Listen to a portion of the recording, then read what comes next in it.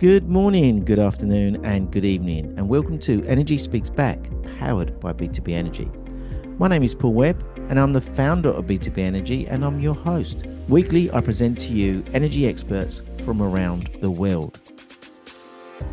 Welcome to episode 118. Our purpose, as always, is to provide a good understanding of energy management knowledge from around the world, which is available today for us to deliver savings that impact on our planet. We would like to thank utility people who are creating a better future, and Esther Energy, who are our certificate partners. My guest today is an author of children's books and wants to create the best future for her children's children. She begins her story when she was 11 and then talks about her grandson's love for his conker tree that he has grown from a seed. So without any further ado, I give you Ellie Linden. Good afternoon, Ellie. How are you today? Hello, Paul. I'm very hot, actually, which is unusual for Scotland. We're renowned for our rainy weather, but for weeks we have not had any. Wow. Apart from last night, when it came down in torrential rain. So for anybody, sorry. I live just outside London, and they announced yesterday that we was going to get a month's worth of rain over the weekend. It's crazy, isn't it? Well, if anybody doesn't believe in climate change, I don't know where they are. No, I totally agree with you. Yeah. So I know Scotland quite well. I've holidayed there many times, and I've had business in that area. And I know that so I speak to a lot of people from Scotland, and we're always talking about the temperature, and it's always a little bit temperature difference between London and say Glasgow and Edinburgh, but there's always those freak times, isn't there, where you get like heat waves and things. Yeah, but they reckon that flowers come out a month before in England than in Scotland. As you progress going north, right, the flowers come out later and later. However, that is changing. We are now having a water shortage, would you believe, in Scotland? Yeah. And it's renowned for its water, isn't it? It's renowned, yeah. Yeah, because of the Highlands, etc. Mm-hmm. Yep. So Ellie, we've met through LinkedIn, and we've been having some conversations. And what caught my eye is you're an author, and you've been writing about this subject around climate change and and what we've been subjected to. So, for the benefit of our audience today, it'd be really good for you to tell us about your background and some of your origin story, and tell us about your writing. Mm-hmm. Well, I became interested in the environment in 1970 when it was the first Earth Day. I was 11 years old, and I can still remember the article in the paper, the image of Fifth Avenue in New York with thousands of people marching, asking for change, because scientists had started talking about global warming. And those of us who were concerned thought, right, we need to do something about it. So fast forward 53 years, and we're still on the brink of doing a lot of things we really need to do. Mm-hmm. There are standout moments. I remember I joined Greenpeace, and we would get updates. And on the front page, Desmond Tutu, Nobel Peace Prize winner, said, if we do not listen to the warnings from scientists, humanity will experience unbearable suffering. And so here we have the forest fires, the drought, floods, people losing their homes. However, I do believe that we can change things. There is still hope to change things. And that's why I wrote the book. I saw an advert about 5 years ago, and it was children who were about 8 to 10. And the image in the background, you could see falling trees, melting glaciers, the fires, everything, extinguishing the earth. And actually, my heart sank, and I thought, as a 10-year-old, how would I feel watching that? Yeah. And I thought, well, where are the positive stories? Where are the good climate action projects? We're not given those because news seems to be taken up with doom and gloom. Mm. And I thought, well, the best way to do it is through a children's novel to start with. And so I did write the book. It's 4 Scottish children and a dog who are given a mission to create a new earth. And the golden ticket is kindness. So anyone who is not prepared to change and think of people and planet before profit would not be allowed to go there. Right. Then I thought, well, sorry. Can I take? Go on. You carry on. No, you I ask. do. I do want to go back because you mentioned you, in the beginning, you was 11. Did you say you was about 11 years of age when you Yes. first started to? What was going on in your mind then? 11. Well, I actually thought everything was fine because my dad grew his own vegetables. Everybody Right. did. Everybody had a garden, and it was cabbages and cauliflowers and beetroot and peas. We lived very sustainably. We didn't spend a lot of money. We went on staycations, camping. If we went on a picnic, we would prepare our own food. We wouldn't be going to shops to buy ready packed sandwiches. Yeah. We took flasks. Everything was really sustainable.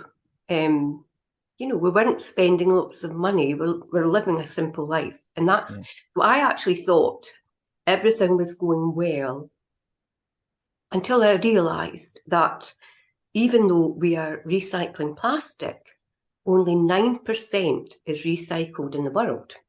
Yeah. Do you think it's that thing that when you look back when you was 11, you may have been doing all the right things, but not everyone was doing the right things at that time, were they? Is obviously not. When I look at when I was 11, again, I didn't travel. My traveling was in caravans and things like that. So that's, I think I went to Scotland for the first time when I was about 7. My mum and dad took me there in a caravan. They used to be my holiday destinations. Used to be traveling in a caravan and being sustainable with cooking ourselves, not eating out and things like that. So I agree with what you're saying. But it's funny how my life did change. Obviously, my holiday's gone more exotic and things, but it's a funny how that time has changed now, and we're now in this. Or we went through. I think we're going back to that. I honestly believe we are since lockdown. I think that's taught a lot of people about how to react to these types of. I know my mindset has definitely changed to how I used to be, but it become very, low cost to travel. It become quite low cost to eat out, very quickly in fast foods, etc. To be able to eat that type of food very fast, it hasn't done our health any good. And I know me as an individual, I've suffered from the fast food worlds of lifestyle, because I'm always fighting with my weight and things like that. But if I could only get back to them times, I'd love to. I really would, because I think it was a much healthier way of living in them days. Yeah, I totally agree. I think things changed when, like, my mum went out to work full time. Supermarkets appeared with frozen foods, tinned foods, coming in tired. It was easy to prepare a frozen meal than actually prepare real food. And I think that's when, and I'd actually I don't mind the fact she did that because she had a very poor childhood. She was in a family of 12. Right. So I think to be able to do these things must have been a great joy for her, Mm. convenience instead of like struggle. Do you know And I another trigger think, point? Seasonal produce. mhm. You talked about living in your garden, living off the food in your garden. Well, strawberries, for instance, you would have grown the Yeah. strawberries and have had them in the summer. Hmm. We can buy strawberries every single day in the UK now, can't we? Because they've been bringing them in via transport from all over the world. Yeah, from Egypt, and I actually just do not buy anything that's not seasonal anymore. When I Mm, found out how much water it takes to create an avocado, yeah, I decided to give up on avocados yeah. because water is such an a finite resource, although we think it is infinite. Mm. So yeah. How do we, I think we had glimpses of us seeing that world again during lockdown. Mm. I'll refer back to that. And we did see, I was talking about this a lot by saying that the world to me was healing. Like the sea, like I live along the Thames, and the Thames is not the place to go swimming. However, during lockdown, it was beautiful, clear waters. We wasn't getting so many ships coming in. We wasn't definitely not getting the lorries and transport. The air, we never see a plane in the sky. So all that pollution disappeared, didn't it, for a short period of time, and we had a glimpse of all of this, how it could be. Yeah, nature can restore itself so quickly, and that Mm, that embodied it. Venice had fish returning yeah, um, for the first time in many years. yeah. Um, the air quality improved, and it was almost like a snapshot of if you make the change, this is what would happen. Mm. And unfortunately, a lot of people have not gone back, have not changed in the way we need to. No, no. We started to, and then we've gone back the other way. And I can only put it down to one thing, and that is money. Money Mm, with organizations, money. costs are going up. People want to make money in hospitality world. People want to make money in um, restaurants, etc. So they want to buy in produce, and it just starts that chain then starts again. And before we know it, we're probably back to where we were prior to lockdown. Yes, unfortunately, money is the god of some people. But in Scotland, I'm actually really pleased. And a few days ago, they produced the circular economies proposal bill. Mm-hmm. They want to create a circular economy, and they worked out that four-fifths of our carbon footprint comes from the products and services that we produce Right. and are thrown away. So that Mm-hmm. needs to change. Yeah. Um, they want to be climate leaders, and I'm just so pleased with what's happening here in Scotland. We have got learning for sustainability in the curriculum, um, encouraging children and young people to live a sustainable life. So Mm-hmm. yeah, these are the changes we need, and it's not that hard to do these things. It is a change. It's a change in mindset Yeah. from convenience and comfort to actually living with the earth in mind. Ellie, my belief, I don't believe we can stop climate change, but I think we can slow it down. I think Mhm. we can put things in place to slow the process down, extend it, and maybe improve on it. And as you said, the world can repair itself and correct itself quickly. And I believe there's a three-pronged approach, and I've written about this myself. So the three-pronged approach is people like yourself who are environmentalists and feel that we need to be doing more with waste, the circular economy, etc. You know, Mhm. possibly living off the land and growing trees and creating carbon absorption. And then there's the second area, which is people like myself. So I'm very much into energy management. I think we need to address waste, energy consumption waste. So people leaving lights on, people using their air conditioning, and actually physically controlling. So I talk about that on a regular basis, reducing consumption, reducing cost, and reducing carbon.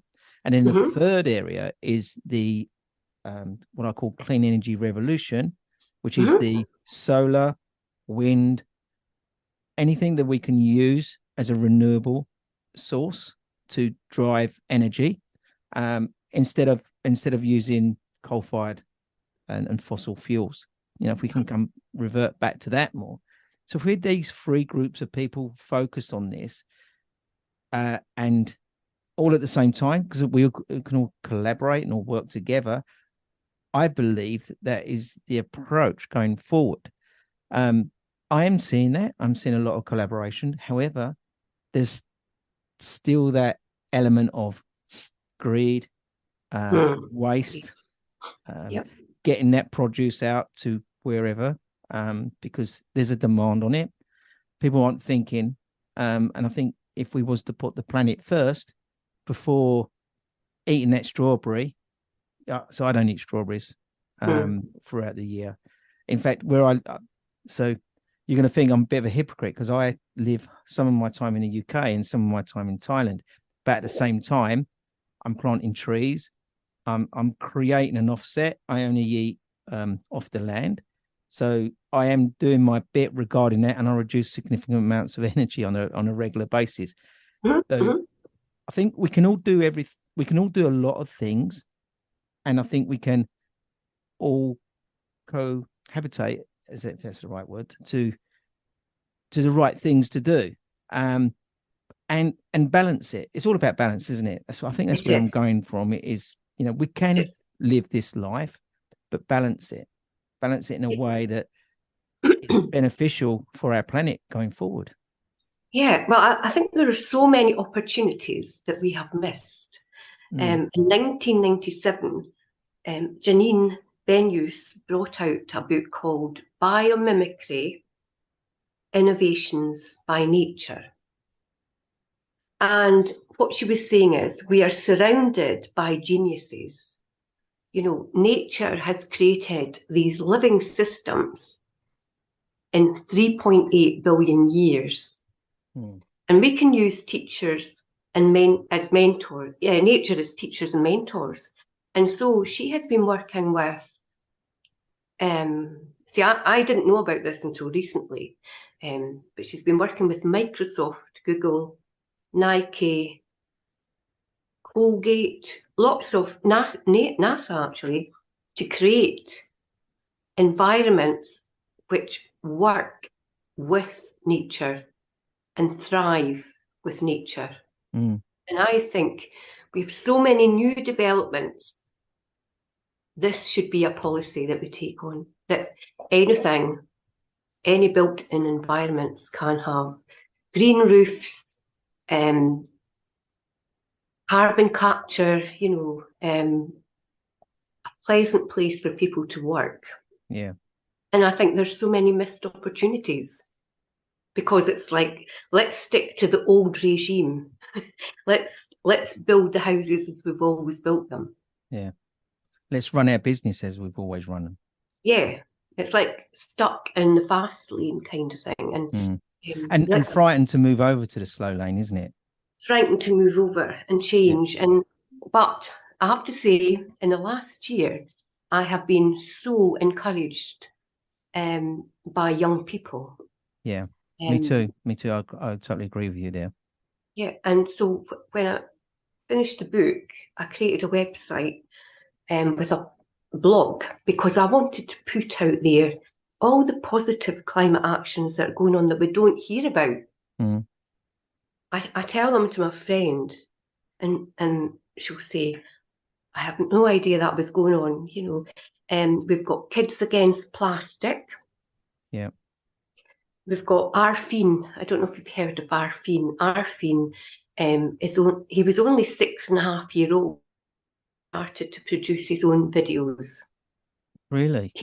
Came up with climate behaviour hacks, simple things we can do in our lifestyle to change, like buy local, conserve water.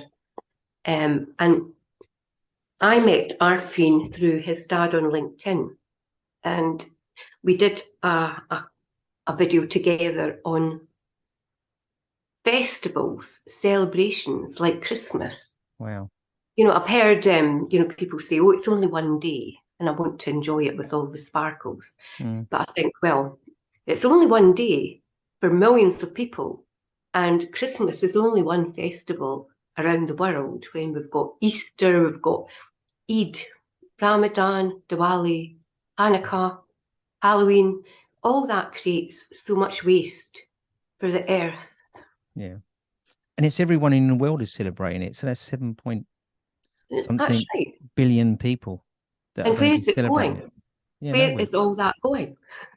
It's just a massive cycle, isn't it? Because you're just going to It is. prepare yourself for the next 64 days Yeah. for the next celebration. So Ellie, your book, can this be purchased through Amazon? Whereabouts do you sell that? It is on Amazon. Brilliant. I would prefer not to on Amazon, but because I think, well, I'll not go there, but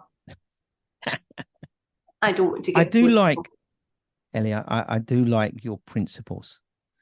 Because you've come on this call, you don't want to be on show. You've got principles, the reason for that, and I think it's very admirable. And I do like what you're saying. Where I was leading with that is, I don't know if you know, but I've written a children's book, and I'm a great believer in getting and educating, because there's no education for our children and our children's children now. There's nothing there for them to just really get a good understanding. And when I come through school, we didn't talk about climate change. I talked more about the war and all of this. So if you ask me about the Second World War and things like that, and kings and queens of England, I can tell you them all day long. But I can't tell you about history of climate change or what's been happening in our world regarding that. And I think we're missing a big trick there. Well, yes. I love the thoughts of Sir Ken Robinson, the late Sir Ken Robinson, who believes that the schools have not changed in hundreds of years. Mm-hmm. It's like a machine. It produces children with this, and it's not changed, whereas creativity and curiosity should be embedded in the curriculum. Yeah. Which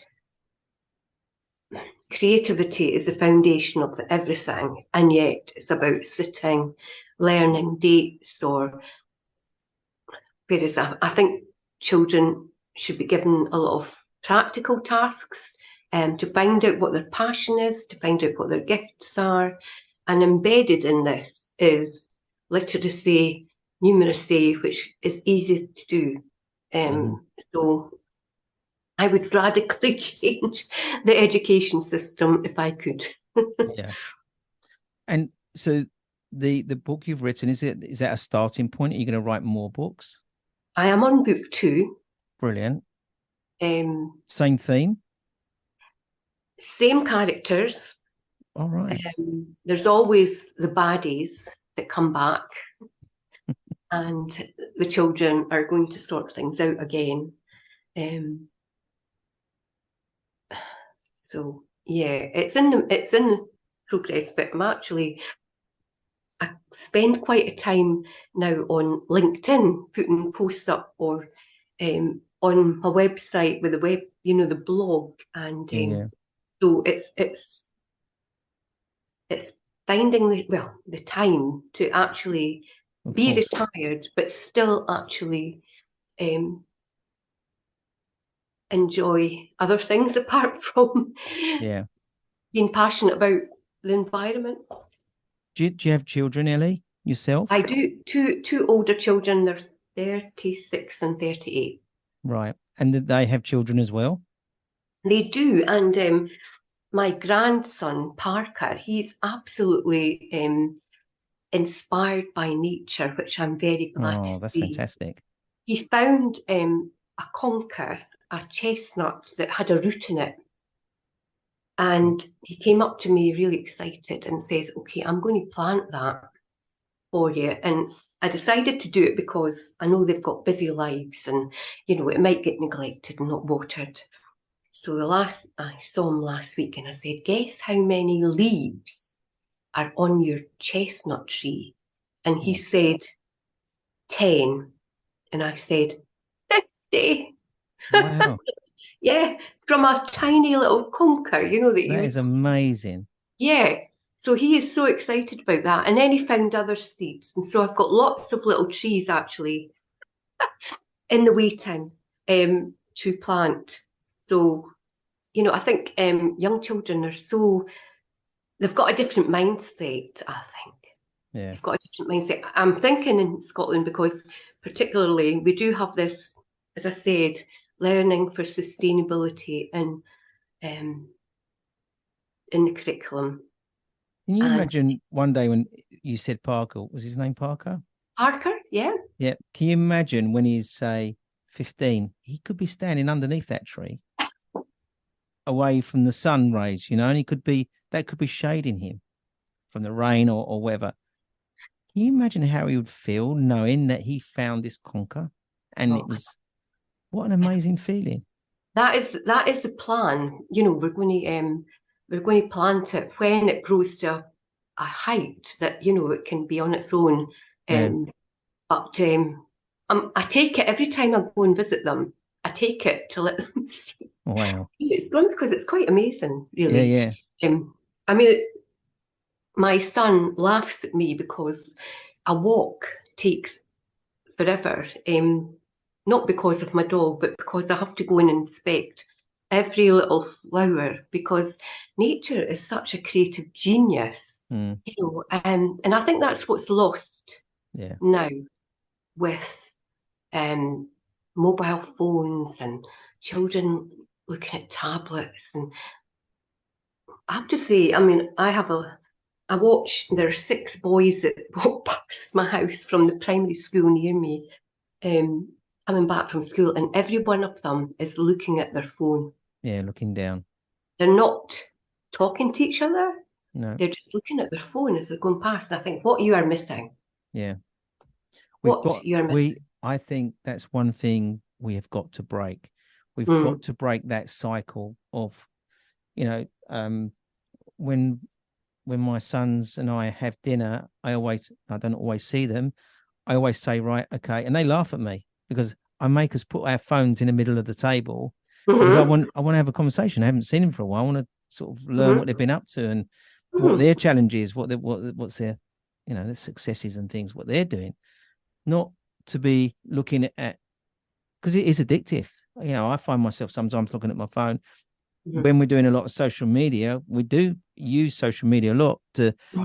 see how well our posts have done and things like that. So it is addictive, but we've got to break that cycle, I believe. And it isn't hard because you can do it. And sometimes when I just put that phone down and do you know, the other day I said, right, I'm going to put my phone down, Mm-hmm. and I was that we went for a walk, and guess what? My watch started ringing. Oh no. I couldn't believe it. There I was trying to be sort of focused on moving away from technology and Mhm. forget that my watch would ring. It's crazy, isn't it? It gets you all the time, technology. Yeah, I mean, what did we do before? I mean, when did I have it? Maybe in my 30s, 40s, even. Before then, it was a hand telephone in the house Yeah, that we managed. yeah. But I think it's a different world. It is a different world. But I would actually like, So, Ellie, well, is there, sorry. so obviously you're going to continue writing your books, Mhm. and is there anything that you would like to, if you had a magic wand, what would you be doing with that magic wand now regarding the planet and what you see today? I would get rid of greed. I would change people's mindset that we are one family. Mm-hmm. We're all equal. We all deserve to be here. Um, we're all here to help each other. And how can we live sustainably? I think greed and money is the biggest thing that empowers people. And I just don't get it, because I don't see the point in having billions of pounds or dollars and not doing anything for the greater good. I just don't understand it. And why would you want? So there's a famous saying, being the millionaire in the graveyard. You know, Oh, you're going to have all this money. You'll never be able to spend all this money. And I'm just thinking globally, as a planet, the planet could be very rich, but we're going to be the richest planet that doesn't exist anymore, aren't we? That's where I'm going with that saying, as such. yeah, there's a film called Wall-E. Have you ever seen Wall-E? Yes, I've seen It's it. brilliant. It's brilliant Do you because know it's a children's film, but Mhm, made for adults to learn exactly. from. Yeah, Mhm. there's Yeah, some because hidden there's some hidden things in there, isn't there? that's the way we're heading. We've Yeah, got billionaires producing spaceships that will take people away from the Earth to yeah. survive and leave this abandoned planet that's been trashed. Mm, And yet there is one little seedling that still exists. It's such it's amazing, that film. yeah. And it's funny how they call him Wally, but he lives a very simple life, doesn't he? He gets Mhm. up every morning, plugs himself in, charges with the solar, and goes out tidying up every day, working his way through. Oh, it's a very clever name for a film because, yeah, Wally, but he's actually doing so much good, Mm, mm. cleaning up the planet, as people do, and they're not respected, I don't think. People are not given the kudos that they need for doing things that they do. Do you know? I wrote an article recently. I watched Avatar, the new Avatar film, and that Mhm, have you seen that yet? Where I believe that has got the same hidden message because mhm. it's that. So planet Earth is disappearing. It's going under some form of climate change, and they've moved off of the Earth and they've found this new planet. And now they've found something where they can. I'm not going to give too much away, but there's something that they find, and it's all about greed. And if they get hold of this, it's worth millions of pounds, millions and billions of pounds to people because it provides more wealth. And this is what this person's trying to do. And he then Mhm. is now destroying the next planet. So why Ah, we're not learning from destroying the planet? We're now going to found this other planet, and they're going to destroy this next planet if they're not that careful again. yeah, that is actually the premise of my second book. Right. We found this new Earth, and yet it's going to be destroyed again, Yeah. by certain individuals. But What do you think yeah, the challenge is now for people like ourselves getting this story out? What are our challenges?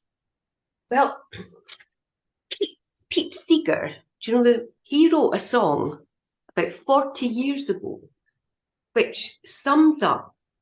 I mean, he was a visionary. Pete Seeger, he was an activist, and Right. he wrote a song. Um, if it can't be reduced, reused, repaired, rebuilt, refurbished, refinished, resold, recycled, or composted, then it should be restricted, redesigned, or removed from production. And that to me is our guiding light now, Yeah. for manufacturers. That could be a mantra for a product design course, that if you cannot do anything apart from these things, it shouldn't exist. Yeah. I I think that's a good marketing strapline as well. I think, can you imagine that? And I think people would buy that, because if people can prove that this particular technology meets in line with those core values, Mhm. it's a very good product to buy, isn't it? I think there's a conscious consumer movement that manufacturers really need to take note of. Yeah, yeah, Um, I choose to buy loose fruit and veg. I don't want it in plastic. I go to a refill shop to buy pasta, rice, and so on, staples. And Asda actually have opened 5 refill centres in their stores, right, one in Glasgow, and they've got 100 products which are either, um, their own brand or other brands. 100 products like tea bags and everything. And it does take a bit of time to actually do it the first time, but once you experience it, you learn quickly, and it's over quickly. And that's what we really need, yeah, that kind of change, because they're expecting to save billions of plastic items, mm-hmm. in the years to come. Yeah. And it's coming to that time, and I did warn you about my my two questions. I've asked one already. So it's come to that time in the podcast where I like to not necessarily put you guys on the spot, but to try and get that. You've been great with some of the advice and your insights and the inspiration you're giving. But is there something you can give back to the audience today as a takeaway that they can help them make a difference to our planet? Yes, I think we can blame governments and political leaders, but absolutely we need to step up as individuals, make decisions every day, every moment, thinking, am I living in balance with the earth? What is this going to do to the earth? Is it going to go to landfill, or is it going to, be sustainable? Mm. And it's making that decision every day, yeah, in everything we do, Well, I think every choice, every every choice we decision, make. Yeah, yeah, every choice, think, how is this going to affect our home planet? Because, we decorate our houses, we clean our cars, and yet we're quite happy to trash, the planet we live on. yeah, It's not just a rock, a sphere in the universe. yeah. It's actually giving us everything that we need to live, and it has been doing for billions of years. Yeah. I've Well, got so much to say. I can talk for Scotland about this.